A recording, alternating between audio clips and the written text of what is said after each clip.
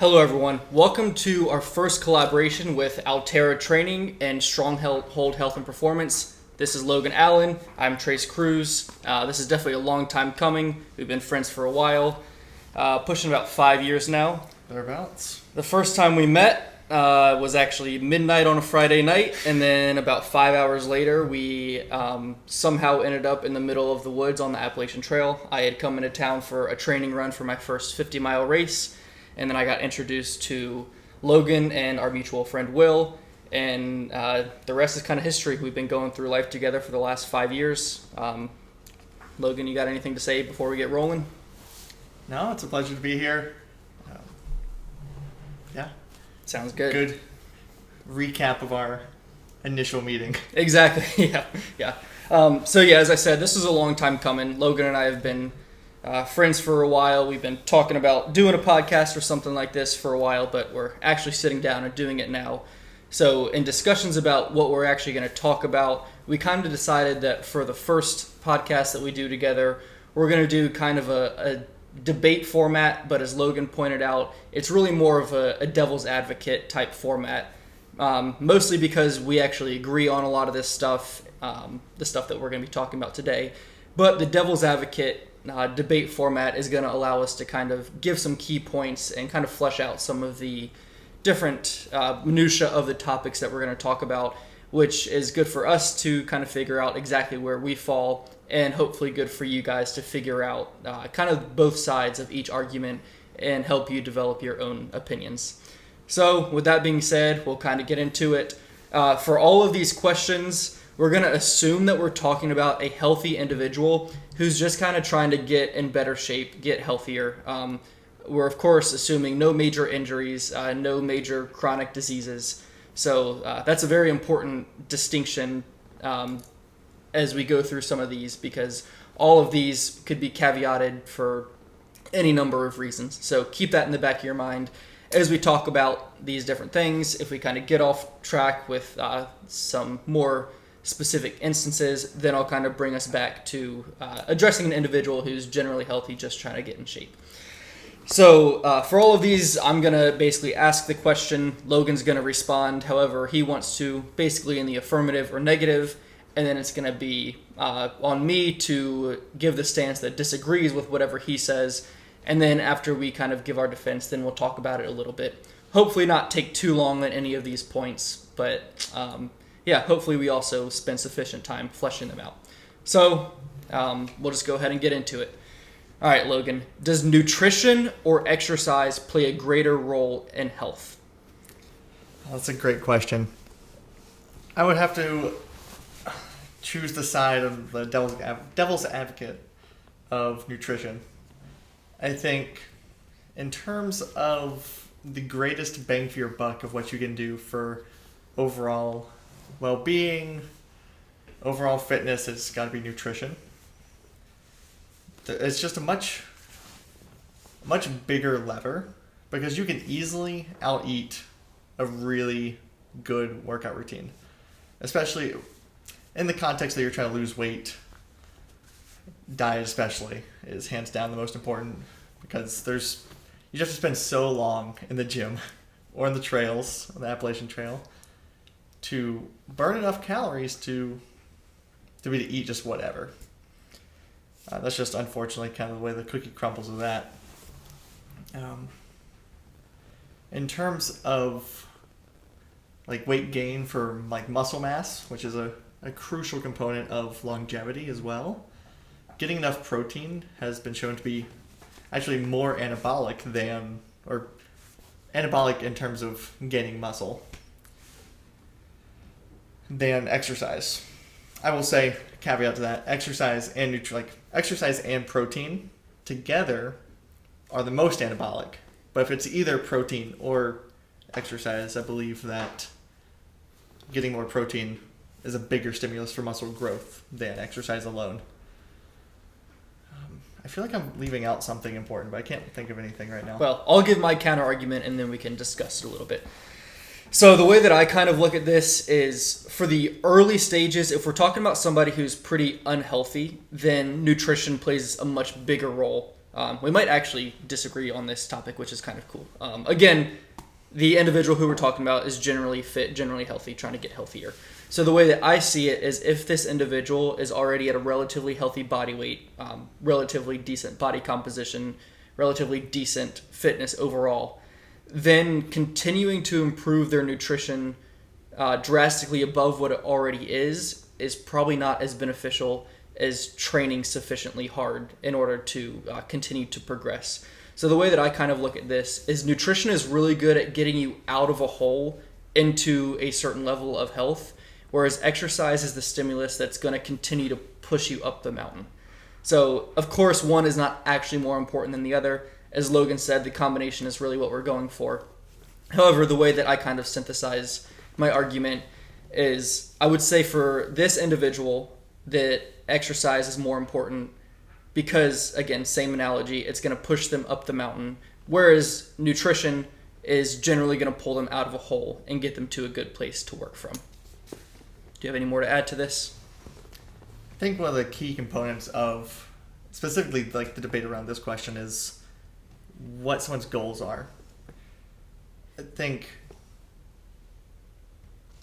for specifically like weight loss and stuff, nutrition is huge. I think longevity and the topic surrounding longevity, I think it's really important to do both, like you said, because we want to have plenty of muscle mass, we want to have good endurance, we want to like look good, feel good, play good, and in order to do those things, in order to like be able to run, lift like a heavy something, I don't know, whatever you have, whatever you need to move, I guess.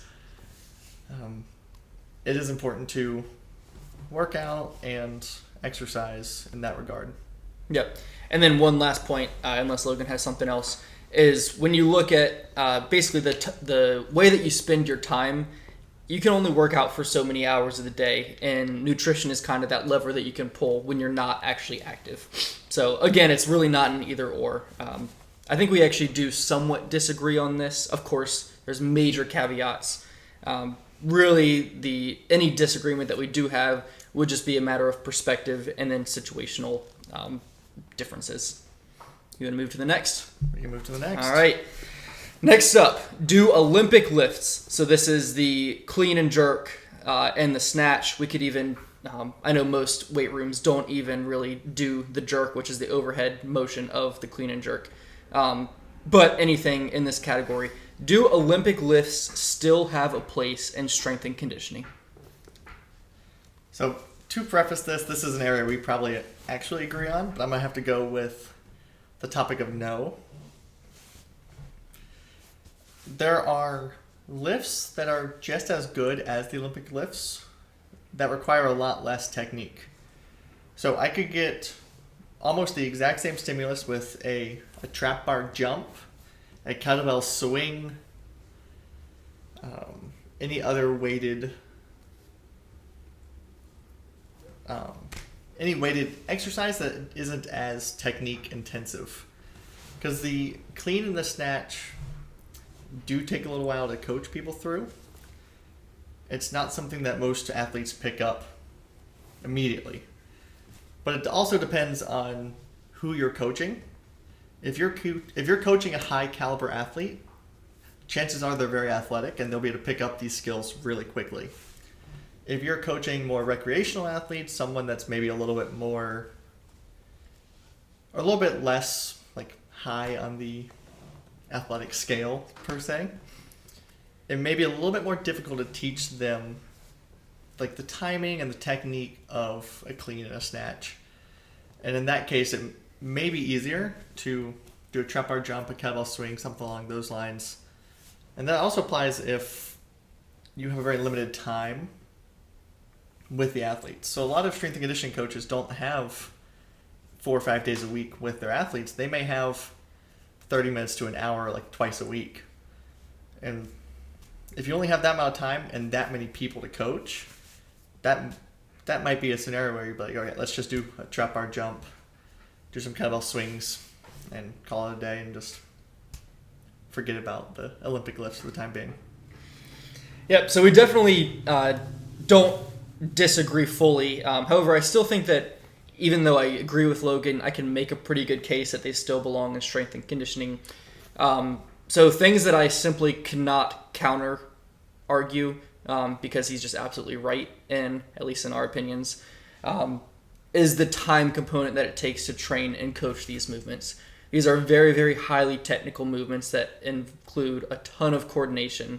And yes, they do require and therefore train power, coordination, mobility, stability, a whole bunch of things in one or two movements. However, to actually properly coach these individuals to be able to express the force and the power at the right time in these conditions under a heavy barbell, which is implied when we're talking about strength and conditioning, the Olympic lifts for strength and conditioning. Again, the time component, the coaching component, it's really not worth the time for most individuals. However, these lifts, in particular the clean, which is just going from the floor to the shoulders. There's a few variations you can do that, whether it's a power clean, squat clean, whatever it may be. Basically, either starting from the floor or from the waist and getting to the shoulders. You're getting really, really good triple extension. So that's the extension of the ankles, knees, and hips, as well as really good core bracing, as well as actually some pretty good mobility through the shoulders as well, and then upper back strength. So in terms of bang for your buck, once you've mastered these lifts, particularly the clean, I do actually think that they can belong in the strength and conditioning setting. I certainly use them. I know that Logan uses them some. However, these are caveats. This is not the same thing as saying that if we have, as Logan said, 30 minutes twice a week with our athletes, it's probably not worth spending all the time coaching them up in the clean, even if the clean is a pretty good exercise. As Logan said, trap bar jump, kettlebell swings, power squats. That's squats with the intent of being powerful. Overhead squats. You can use a bunch of similar exercises that address the same things, and arguably even better so. However, I do still have an attraction towards the Olympic lifts, again, specifically the clean, because of the very issues that Logan pointed out, which makes it difficult to coach. That being the technique, the timing of the power, when to explode, and then the force absorption, and when you're catching a clean at the shoulders, you're going to have to, of course, absorb that force, and that force is going to go all the way from the shoulders down through the feet. If you're looking at this on force plates, you're going to find out that force absorption is actually not necessarily more beneficial than maybe doing a trap bar jump. However, something that hasn't been studied and would be very difficult to study would be actually the muscle activation of the upper body and the core during the catch. So while you're not necessarily getting that deceleration being shown on the force plates, you might get a whole lot of spinal stability from that absorption of force. So I'm pretty confident saying that yes, Olympic lifts do still have a place in strength and conditioning. However, very situational. You have any rebuttal? I would like to have a little caveat. I do still have a lot of my clients do snatches and cleans and Olympic lifts. I think like you said, I think they're one of the best bang for your buck exercises that you have because of all the stability, the coordination, the power component is huge as well. But I'm very fortunate to be able to work with a lot of my clients one-on-one. Mm-hmm. It would be a very different situation if I was, like you said, coaching a group of athletes, like 30 or so. I think, like you said, really beneficial exercises. If you can find someone to coach you on how to do a clean and a snatch properly, I would encourage you to do so. Because, Yep. And that's why, the question was worded, do Olympic lifts still have a place in strength and conditioning? This is not necessarily us saying, are the Olympic lifts good or are they bad? In the strength and conditioning setting, generally what we're looking at is either team setting or just larger groups greater than a handful of people anyway. So what Logan said about personal training, one-on-one coaching, that can really change the conversation because of the time and the actual coaching involved. Another aspect you may want to look at if you are coaching a team is how long you'll be coaching the team for. So if I knew I was coaching like a high school team, for example, and I had 4 years with these athletes, there's a good chance I would try to teach them a clean and a snatch, or the Olympic lifts, because I treat that as like an investment. Teach them freshman year, they can get better and better, and then they'll have the 4 years or 3 years of doing like really good cleans. Rather than if I maybe only have them for a season, that would be maybe a time when it wouldn't be worth it. But there's a context and nuances to everything. The more time you have, the better. Whether that's time in a week or time of like years. For sure. All right, next up. Is caffeine good or bad for you? All right. Caffeine, I'm going to have to say, is good for you. There's plenty of research out there now that kind of indicates that people who regularly consume coffee specifically tend to live a little bit longer, tend to be a little bit healthier and happier.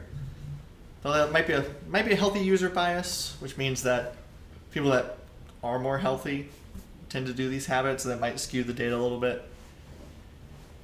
Either way, well, another caveat to that is that there's other things in other things in coffee, such as antioxidants. Other polyphenols and exactly, yep. That may influence the effects of coffee specifically. But looking at it from a more broad picture of caffeine as a whole, it does change a little bit, because it's really easy to pick like caffeine and then associate that with, okay, we're talking about coffee, and then go on a tangent about coffee, or go on a tangent about pre-workouts. It also, when looking strictly at caffeine, it depends on the context in which you're using it for,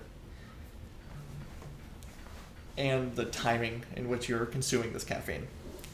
Typically, we want to consume caffeine in the morning.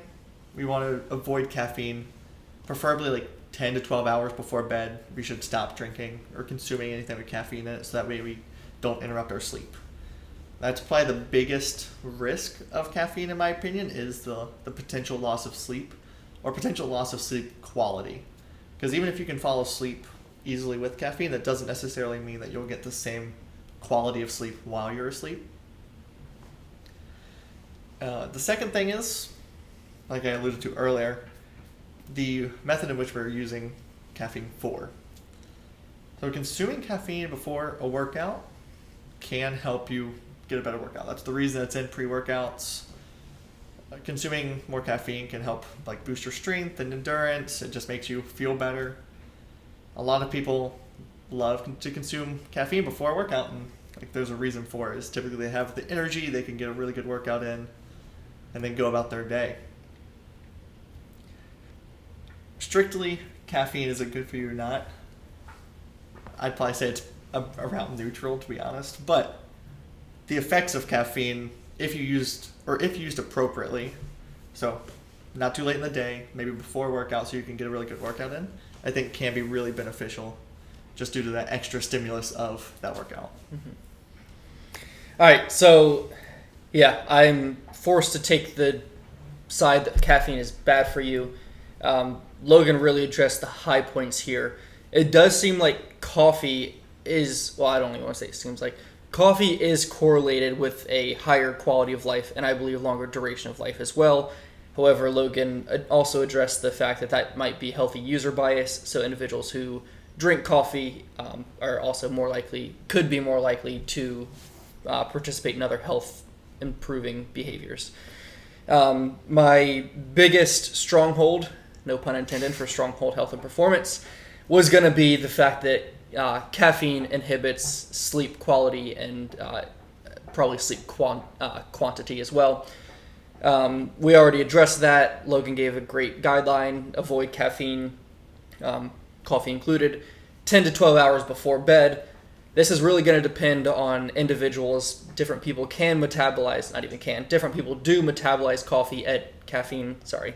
it happens naturally, yeah. Caffeine at different rates. So this is one reason. First of all, back up. Caffeine and coffee extremely complex. There's still a whole bunch of mechanism that we think it still needs to be studied. We know that caffeine affects central nervous system. We know that it affects the can't think of the word, the intensity of the signal in which is required to send the signal to contract skeletal muscle. It also increases calcium release at the skeletal muscle level. It is this is related to a benefit and a con. It also acts as, it can take place, it can replace, this is what I'm trying to figure out how to say, it can replace adenosine in the brain by taking up adenosine receptors, which is going to make you feel less sleepy, less groggy. So caffeine, while it's well studied, I would actually say the biochemistry and physiological implications actually still have kind of a lot of work in order to be fleshed out. So back to the question, really, yes, it does seem to impair sleep if you consume it too close to sleep. However, from the exercise perspective, and this is where I'm going to say caffeine, specifically coffee, is actually good for you, is that ingesting caffeine specifically, including coffee, is going to increase fatty acid mobilization, which will, in combination with other effects of caffeine, improve your endurance performance, reduce the time to exhaustion, reduce the time it takes you to complete a specific task. It also, because of the central nervous system and sympathetic nervous system stimulation, it's also going to do a little bit to make you more powerful, a little bit to make you stronger. These effects, I don't know, I'll give this back to you in a minute, but may or may not be placebo. If you're just feeling better, feeling a little bit more clear on caffeine, and that might be making you stronger. So I'll give kind of my synopsis of my argument on saying why caffeine is bad for you, even though I don't necessarily agree with it. Caffeine, especially acutely, especially for individuals who are what's considered caffeine naive, so individuals who are not really used to drinking caffeine, they're almost certainly going to see an increased blood pressure, likely an increased heart rate, very likely that they'll have some sort of restlessness or some sort of emotional disturbance, especially when doses are too high. And the issue with caffeine is that doses are so dependent on the individual that even something like 100 or 200 milligrams for a caffeine naive individual might be enough to kind of send them over the edge. However, to actually have a fatal dose of caffeine, we're talking something like, I think it's like 7 or 8 grams of caffeine, which you're not accidentally going to get by drinking too much coffee. So that was a lot, but I'll give it back to Logan before we move to the next question. Like you said, I think the dose is really important, and the individuality. If you're not used to consuming caffeine very often, or you haven't really consumed caffeine before, don't just jump into a very high dose of like a pre-workout. So if you go from like no caffeine at all to some of the pre-workouts have like 300 or 400 milligrams of caffeine within them, that's a lot of caffeine. I would do your due diligence. If you're looking to start supplementing with like a pre-workout or something, find one that doesn't have very much caffeine. See if that works for you. If it works, great. If not, then maybe find one with a little bit more stimulus. But definitely play it safe. Don't just immediately jump in the deep end and consume a really, really high stim pre-workout. There's something else you said that I wanted to talk about, but I can't remember what it was now.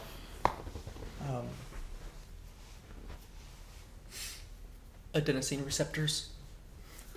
Maybe. Sleep quality.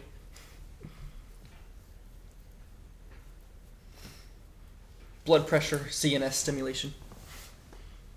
Yeah, maybe. I think that kind of goes back into what I was already saying, is the dose is the important part. Know your body, know what you're used to. If you take a couple weeks off, make sure you start back slow. Yeah, I lost it. We'll go to the next one. We can come back to it if we need to. So yeah, kind of synopsis. Coffee generally is correlated with overall net positive health outcomes. I wouldn't say it's huge, though. I wouldn't tell somebody to start drinking coffee if they already don't and if they don't want to. However, probably net positive overall. Oh, this isn't what I was thinking of, but I'll add it. The other thing with coffee we need to consider, as well as pre-workouts, are the other ingredients too. There's a lot of really weird, really strange ingredients, I guess, in a lot of these like pre-workouts and energy drinks, and even coffee. Coffee is a healthy drink per se, but if we put like a little bit of coffee and a whole bunch of like cream and sugar and everything, it may turn into the opposite. So I think consume it wisely. It kind of goes back to that. If you are going to consume caffeine, try to look at the whole vehicle that it's in, not just the caffeine. Look at fat, sugar, beta-alanine, all the other ingredients that are in it, because those also play a role. Mm-hmm. One last thing, and then we're definitely going to move on so that we can get to the rest. Caffeine is considered a diuretic. Basically, this just means that it increases urine production, and this leads a lot of people to believe that if they consume coffee or pre-workout or soda or anything that has caffeine in it, that they're going to get dehydrated. However, that's almost never the case, mostly because whatever vehicle the caffeine is in is going to have a large net amount of fluid intake. So some exceptions to this might be like caffeine pills, caffeine powder, dry scooping pre-workout, espresso shots, and some more concentrated forms of caffeine. However, if we're looking at just like a cup of coffee or a can of soda, dehydration should not be really in your calculus at all when determining if it's healthy or not. I completely agree. All right, next one. This one is probably could be drawn out as well. So, which is the culprit? Overtraining or under-recovering? So this is a good one.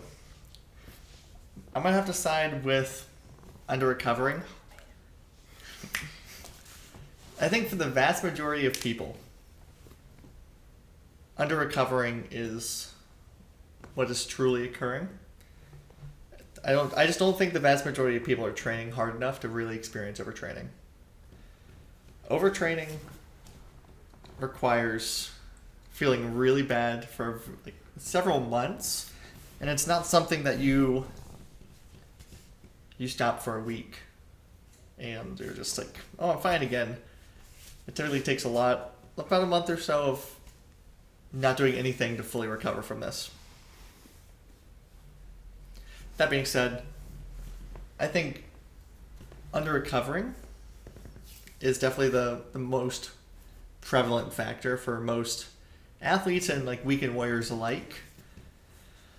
And I think for most people, focusing on sleep, this includes like sleep hygiene, such as not consuming caffeine too close to bed, not seeing a whole bunch of really bright lights right before you go to bed, preferably not being stressed when you go to sleep, like just tossing and turning, keeping the room cool.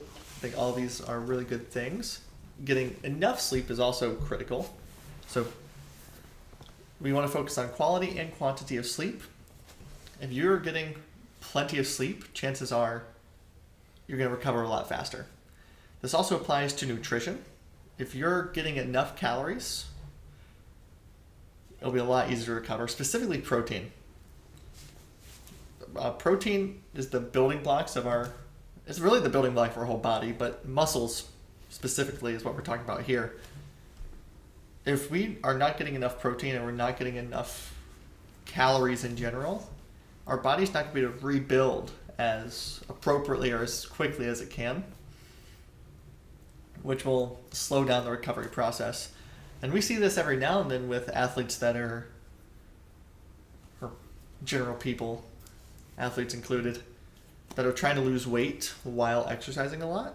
It's definitely doable, but if your caloric deficit's too great, that your body's having a hard time recovering, it may be like it's a double-edged sword per se, because you do want to be in a caloric deficit but that is inherently going to slow down recovery a little bit. Not that you want to be in a huge caloric surplus either. I went on a little tangent there, actually. That's okay. But yes, long story short, under recovery, in my opinion, is more common. Getting enough nutrition, enough sleep, just resting, not being active all the time. Don't take a rest day and decide to hike a mountain or something. Might not be the best idea. Taking rest days and deloads every now and then are important. All right, so I'm trying to figure out how to come at this. Overtraining, as Logan talked about, overtraining syndrome is this long-term chronic condition that results in basically a paradoxical lack of performance improvement, where the individual might be training hard, and even like when they're actually exercising, they might even feel okay because the cascade of catecholamines, other hormones, neurotransmitters, whatever it may be, actually making them feel good. However, they're not actually improving. So the overtraining syndrome arguably actually has very little, if anything, to do with how much they're actually training. It really always does come down to recovery, which is sleep, and actually most importantly, nutrition in this context. Not that sleep is always, or nutrition is always better than sleep, but in this context, it does seem that nutrition is kind of one of the triggers for overtraining syndrome. However, I'll look at this a little bit different because there's really no separating overtraining and under recovery when it comes to developing overtraining syndrome. They're one and the same. Really, overtraining by training too much exacerbates the effects of under recovering. So under recovering is actually what would cause overtraining syndrome. Overtraining, i.e. training too much, would really just kind of push you over the edge into developing it. So I don't think there's actually a way to distinguish between these two. It's not a dichotomy. It's not this or that.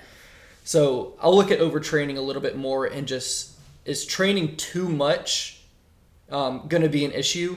Or as long as we're recovering fine, can we train as much as we want? And this is kind of setting me up for success because, of course, we can train too much. We can train too heavy, we can do too many reps, we can run too many miles. And this stuff is not necessarily, it doesn't have to take into account recovery over the long term. This can be a short term at an individual workout. Can we develop a disease or a condition that actually causes our muscles to break down to the extent in which our kidneys can hardly handle the protein breakdown and send us to the hospital? Yes, we can. It's called rhabdomyolysis. And in this context, it doesn't really matter what your recovery looks like because it's an acute bout of exercise. So is that really what the question is asking? Probably not. However, in this context, we can train too much. However, when we're talking about that long-term overtraining syndrome, ultimately what we're talking about is under recovery, specifically not enough protein and carbs. Fats probably don't matter as much here because in the body, really, protein, of course, the building block.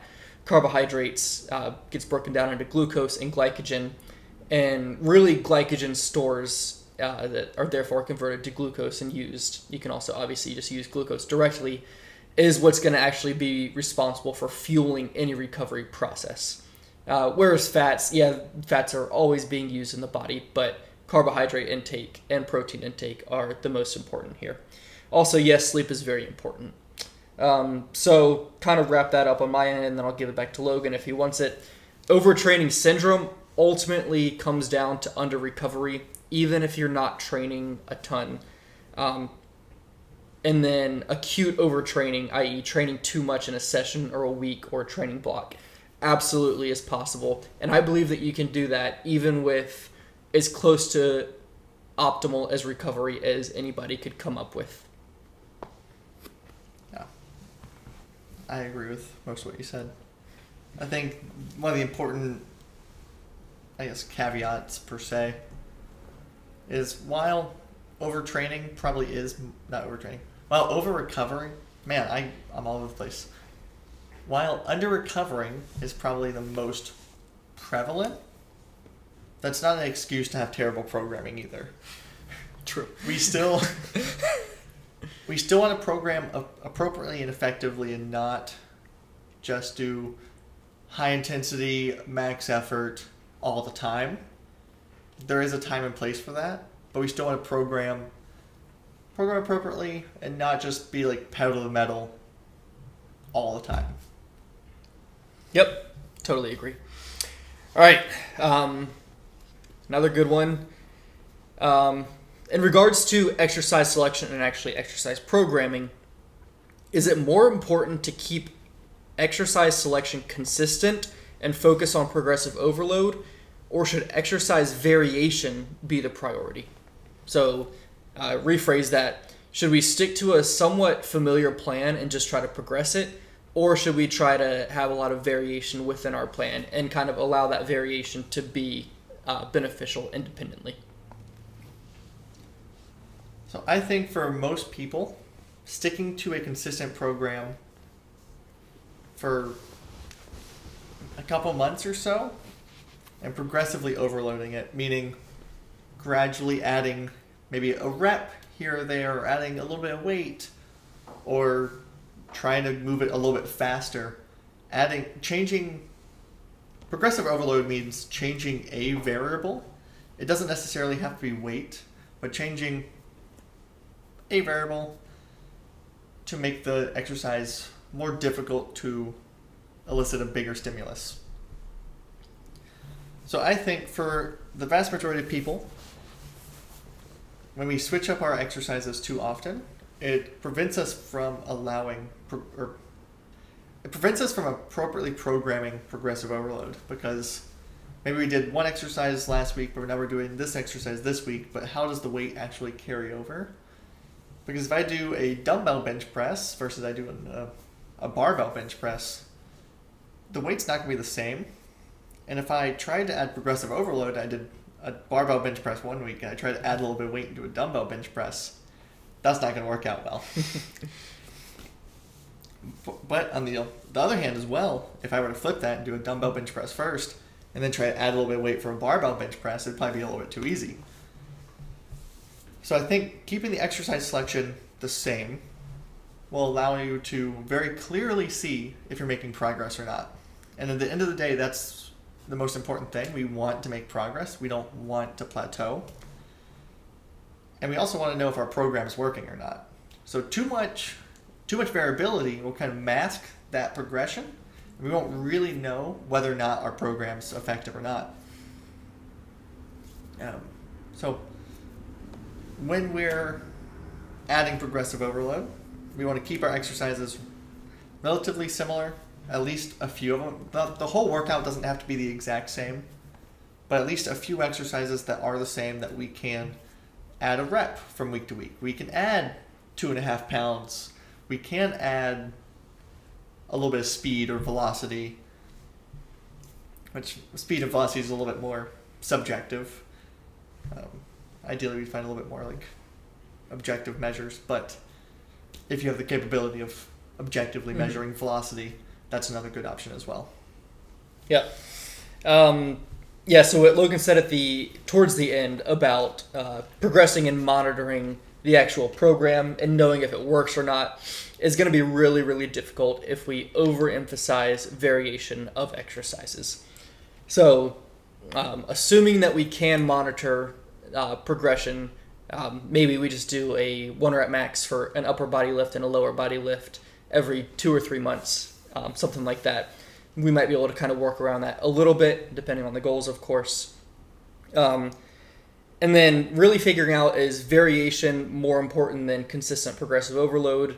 Really difficult question, really hard to flesh out, because even in variation, even if you go in and do, different, if you're doing a chest workout, two different chest workouts, even in the same week, after a few weeks, then you're going to kind of run out of exercises to do. So the way that I'm going to approach this is looking at exercise variation, meaning, we can probably choose from a number of 20 to 30 exercises per muscle group that will kind of allow us to get a similar stimulus. So for working chest, we can do push-ups, dips, dumbbell bench press, machine press. There's 5 different types of machine presses. Cable flies, bench press, incline bench press, landmine press, whatever it may be. And I think that there's a ton of value in that, specifically for an individual who is assumed to be healthy and just trying to get generally fitter and stronger. With the caveat of every set should be at a certain relative intensity, certain RPE, generally RPE of 8, something around this 7, 8, maybe 9. So if we can kind of assign an RPE to each exercise, then we can kind of bypass the super intricate aspects of progressive overload, because as long as the individual is honest about the rating of perceived exertion being a 7 or an 8 or a 9 out of 10, then they're probably getting enough stimulus to actually improve from it. So even if they're doing any number of exercises per week, even over a month, even if you don't even do the same exercise more than once every 2 or 3 weeks, I still think that you can progress over the long term as long as you're operating at a sufficient intensity. We see a much more controlled and scientifically nuanced version of this in like conjugate programming, like West Side Conjugate. They're going to use different variations of exercises that are ultimately designed to improve the main exercises. So if they're worried about improving their bench press, they might do stuff like dumbbell press, incline bench press, a whole bunch of different variations, but with the intent of improving the bench press. So yes, specificity, the SAID principle, super important. However, if we understand how to use variation and we're training it with a sufficient intensity, then I think it can kind of allow us to attack things from a different angle, to where we don't necessarily need to focus too much on grinding through a very rigorous progression. And this will allow us to kind of maybe have a little bit more enjoyment for the gym and there are benefits, I believe, independently of variation, which would just be different joint angles, different movement patterns in general. So is this actually my belief? Yeah, to a certain extent. However, in my training, I very much focus on the power lifts and progressing those. So I'm not really choosing a side here. I think that good arguments were made for both sides. You got anything else? I would generally agree with what you said. I think one of the caveats that you kind of mentioned or alluded to was RPE, rate of perceived exertion. It's generally on a 0 to 10 scale, 10 being max effort. In my experience, a lot of people just aren't super familiar with how hard something actually feels. I'll ask someone, I'm like, all right, so how'd that feel? Give me a scale, 1 to 10. And sometimes they'll say like, oh, it was like a 4, super easy. And they're like looking at them, they're grinding it out. It looks like a 9. I'll have people on the other end of the spectrum. I'll be like, how hard was that? They're like, oh, man, that was like an 8 or 9. And I'm like, you basically like that thing. Like the bar was flying. Yeah. Like I don't know why you think that was an 8 or 9. So in this scenario, especially if you're training on your own and you're like, I don't know what RPE that was. This is one of the cases where it may be beneficial to go like to failure or volitional failure. I obviously be safe with that. If you're bench pressing, you don't have a spotter, definitely don't. But maybe like an isolation exercise or something. Experiencing true failure allows you to reset that perspective of what 10 is. And then with all your other lifts, you can be like, okay, that is a 7, that is an 8, and you're not like, oh, that was a 4 and it was really difficult, or oh, that was an 8 or 9 and it was super easy. So it just allows you to shift that in your brain, reset your perspective, and that way you actually know how difficult it is and how close to failure you are. Mm-hmm. And generally, sometimes if you don't want to use RPE, you can use reps in reserve as well. Reps in reserve is another great way. Basically, it's how many reps do you think you have left in the tank? And in general, if you kind of stay 1 to 2 reps away from failure, that tends to be a good spot. Yeah, that seems to be... Different people seem to understand them differently. And yeah, I agree. Some people are like... same point to RPE. That's kind of poorly understood as well. You still need to do some experimentation with that. But it seems to be more intuitive. Mm-hmm. And this stuff changes on the exercise as well. So, for example, even just barely a year ago, I was doing squats 5x5 at 315. On my last set, I was pretty fatigued from the first 4. And I decided that I was just going to basically, for time's sake, do a all-out max rep set on my last set so that I could just leave the gym, not do any of the accessory work because that was just pressed for time or whatever.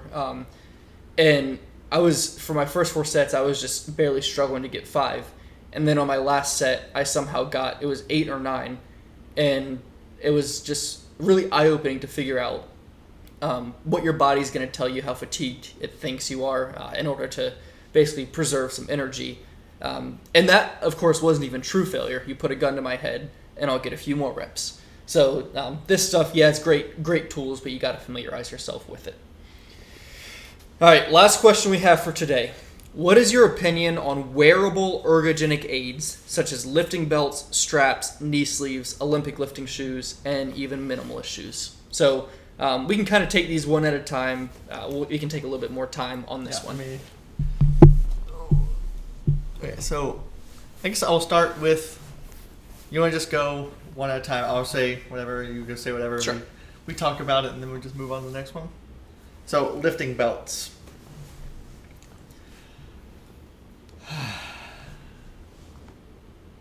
I think that lifting belts are a great tool. I see a lot of people using them incorrectly, though, and almost using it as a band-aid for bad bracing technique. I think for the general person, the person that we're kind of targeting here, I would recommend starting and doing most of your lifts without a belt. That way you can learn proper core bracing, learn how to properly engage abs, back, everything around, make sure everything's nice tight braced and you're not going anywhere. And then for higher intensity lifts, when the weight does get heavier, maybe say like 90% above, maybe then use a belt. But even then, for the warm-up sets, I wouldn't use one. For most of your workouts, I wouldn't use a belt.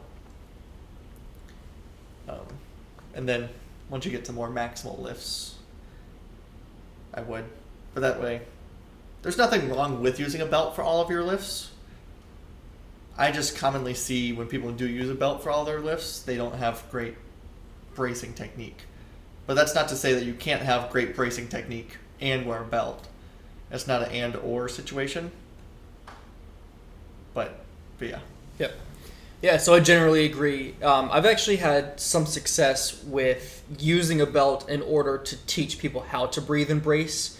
So having the belt is going to allow you to have some kinesthetic feedback, proprioception even, of when you expand your diaphragm and actually press out against the belt.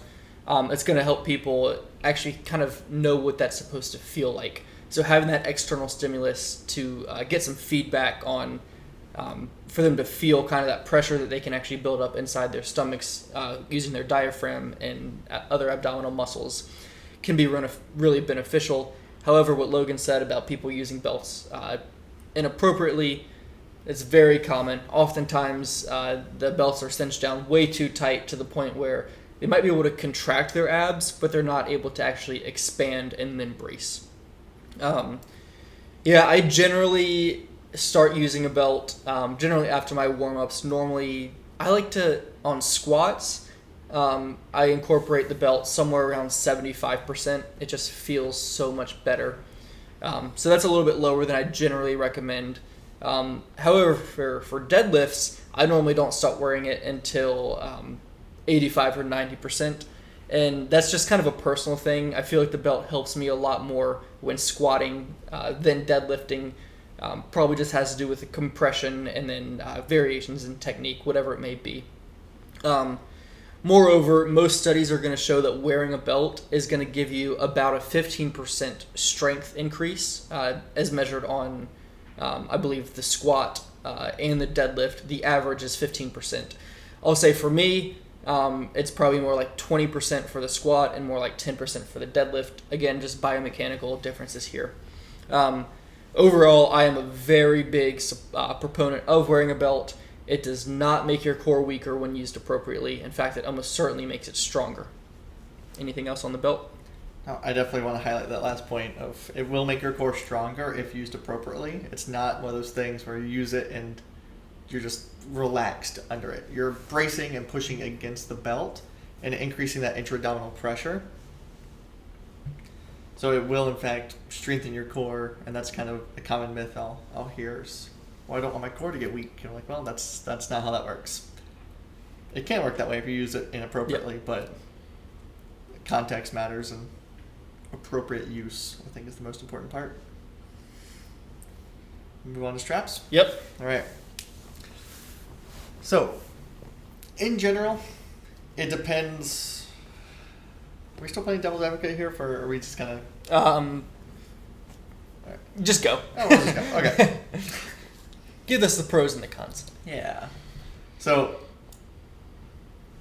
as most things we've kind of talked about today, it depends. Like, context matters. I think that really applies to like lifting straps.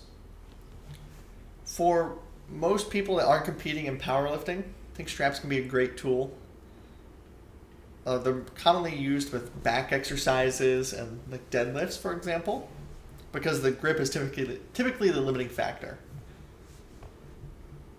So if you're doing a deadlift and you don't feel it in your legs at all, but your forearms are like burnt out, straps may be a great use, or like a lat pull down, for example, or pull ups, whatever exercise you're doing. If your forearms are the limiting factor, straps can be a great tool. That being said, if you are training for powerlifting, you can't use straps in a powerlifting meet. So you want your forearms to be strong there as well. And that's actually one thing that, this is anecdotal, but I use straps for a lot of my deadlifts. And I haven't really seen any strength declines. Anecdotally, I haven't seen any deficits in strength. If I wanted to, I could still lift like a max deadlift and my grip won't be a limiting factor.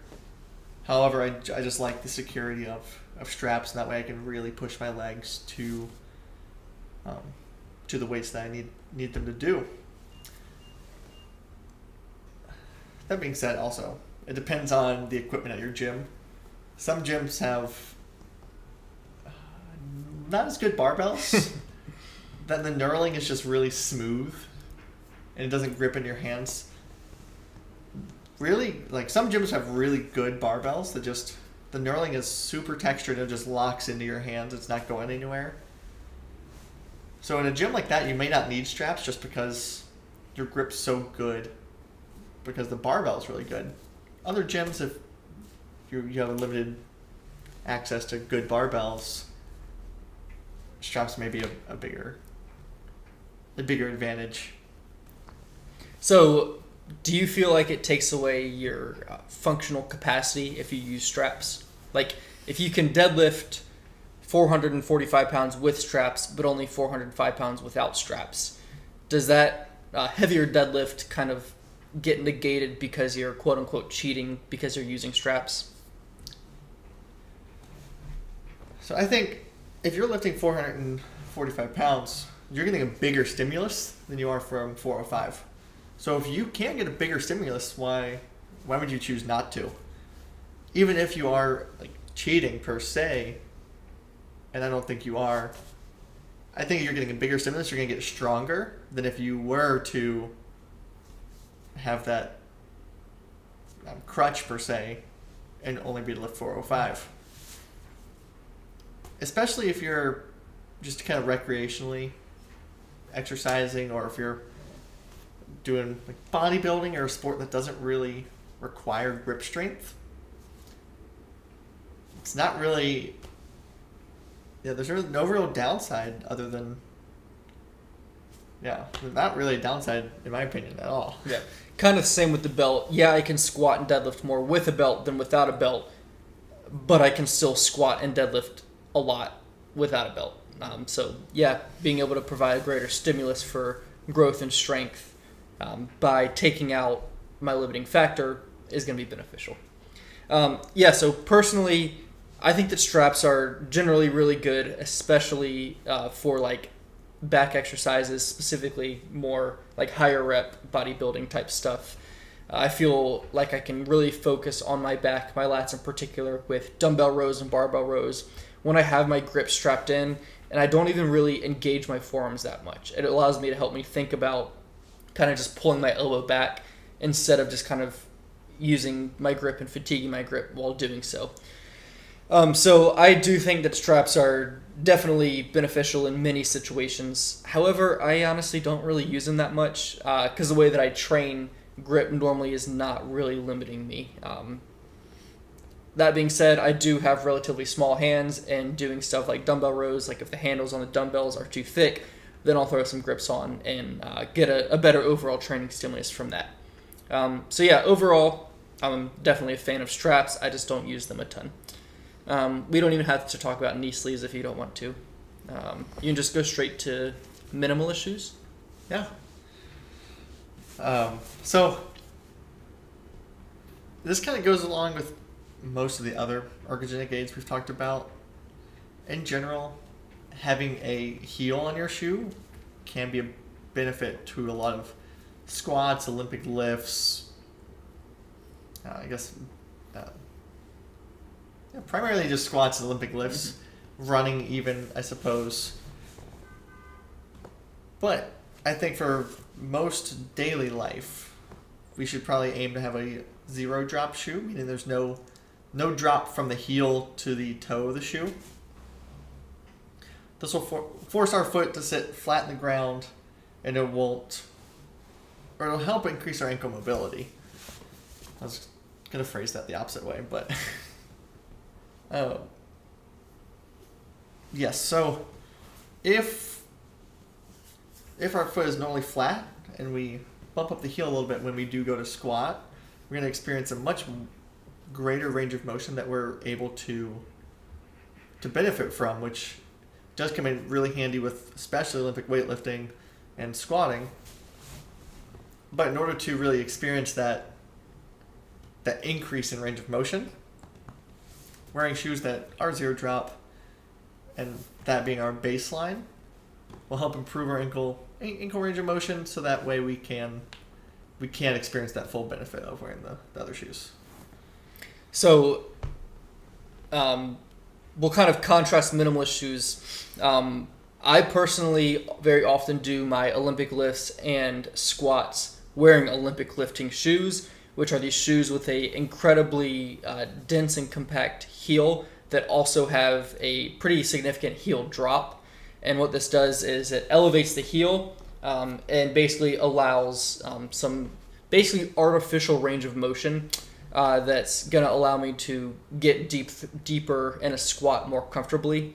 I believe that this is very beneficial for actually lifting more weight, assuming it goes along with the biomechanics of your body. But it also kind of just bypasses the need for any extra pre-workout mobility or activation drills.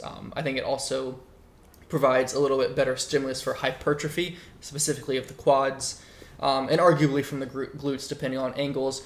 Again, even small differences in lower leg and upper leg and even torso lengths are going to change a lot of this stuff. However, I've found that when I'm actually squatting, specifically front squatting, in Olympic lifting shoes, I'm able to use more weight and even work through a greater total range of motion, even if the ankle mobility is not included in that.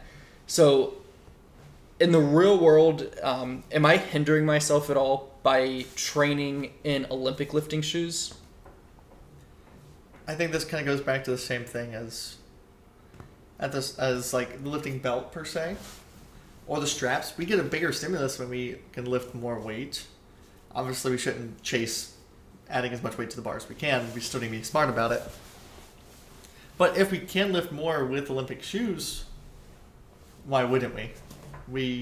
We obviously get a bigger stimulus. If we can get deeper in the squat, we're getting more range of motion, which, as the literature shows, like a lengthened muscle position has been it does it does elicit greater levels of hypertrophy. So if we can stretch out the quads a little bit more, stretch out the glutes a little bit more, they'll probably grow a little bit more as well. So not only can we lift more weight, we get bigger stimulus, we can grow more muscle. It really seems like a no-brainer. I think Olympic weightlifting shoes can definitely have their place in the gym. Love it. So Logan, big benefit or big proponent of kind of minimalist barefoot shoes, but he also obviously has a good understanding of when to kind of shift away from that in order to increase exercise performance. However, he'll be the first to tell you that in that day-to-day living, it's going to be a really good idea to have minimalist, if not just a zero-drop shoe, ideally wide toe box. A lot of the stuff that kind of is going around the internet today, he's done research on it. He's currently doing research on it, like actual randomized control trial research, in addition to his own academic pursuits and own reading. So he really does, he's very familiar with this stuff, and he still acknowledges that stuff like Olympic lifting shoes is beneficial. So one more question. I already kind of know the answer, but for the audience, they'll want to know this as well. So I wear Hokas when I run on the trails. Hokas are shoes with very thick soles, a pretty decent heel drop, not as much as it looks. They just have a whole bunch of cushion in general, but they do have a heel drop. So for trail running, what are your thoughts on really beefy cushion shoes with a little bit of heel drop compared to shoes like Ultras or other zero drop shoes? I think that the heel lift can provide like an the heel lift can provide an ergogenic aid, so it can help you kind of roll forward, shift your center of gravity a little bit forward, and make it easier to propel yourself forward, which is where we want to go when we're running. And help you do that with a little bit less energy. Help your calves not be brutalized quite as much. Wearing zero drop shoes does force your calves to work a lot. So in general, my recommendation for most people would be that for most training runs, I would probably still go zero drop or close to it. But for longer runs or maybe races, things where you're not necessarily training per se, but you're like really pushing it, competing, that's when I would go to a shoe with a drop. And actually, funny enough, most Hokas have like a 4mm drop, which in the literature is classified as minimalist footwear. Yeah, I was surprised to learn, because like what 9 or 10 millimeters is kind of like your standard running shoe. Yeah, so Hokas actually don't have a huge drop. The one thing I like to watch out for with a lot of running shoes is the narrow toe box, which Hokas aren't too bad about. But typically a wide toe box in running shoes will allow your foot to absorb a lot of that force, and also will like cram your toes up in there. And a lot of ultra runners will lose toenails and stuff after a race, and typically that's at least partially due to the narrow toe box. Mm-hmm. Yeah. So with all these wearable ergogenic aids, basically we see there's a context for it. Generally, a lot of them are going to improve acute performance, and if we can improve acute performance, we're hopefully going to see greater chronic long-term improvements and adaptations. So while some of them could arguably be seen as kind of crutches working around specific issues, whether it be a belt to address a weak core, which core is not necessarily weak, it's just probably weaker than your legs, straps to address weak grip, Olympic lifting shoes and running shoes, Olympic lifting shoes giving you a slight biomechanical advantage, again depending on your own lever lengths. And then running shoes with that heel drop going to allow you to conserve a little bit more energy. All of this stuff, just because it's working around specific limitations helping performance, I don't see it as actually being a bad thing. Just because it's not quote-unquote natural doesn't mean that it's not good for you to do. The naturalistic fallacy is running rampant in our world, at least. When you look at Instagram, everybody swearing by carnivore because that's what our ancestors did. All this stuff, just because it's natural, does not mean that it's actually healthy. Logan, do you have any closing thoughts? Well, in relation to what you just said, a lot of carnivores or carnivore diet. A lot of people that are following a lot of people that are following the carnivore diet now have started including fruit and honey back into their diet. So now they're calling it like a meat and fruit diet because they've learned that carbs make you feel a lot better, especially when you're doing high intensity exercise. We need those carbs to really function, and yeah, so that's just an interesting change that's occurred recently. I think it's probably for the better, but Yep. And carnivore isn't natural anyway. There's no hunter-gatherers, at least that are existing today, that are purely carnivore. You have tribes specifically in the Arctic that eat a fairly large percentage of their calories from animals. But A, it's not 100%, and B, that's out of necessity, not because it's what's good for them. yeah. All right. Thanks for listening, guys. Hopefully you learned something. Hopefully you had some fun. We definitely had fun. Got anything else, Logan? No. Don't forget to like and subscribe, I guess. That's right. All right. Thanks, guys.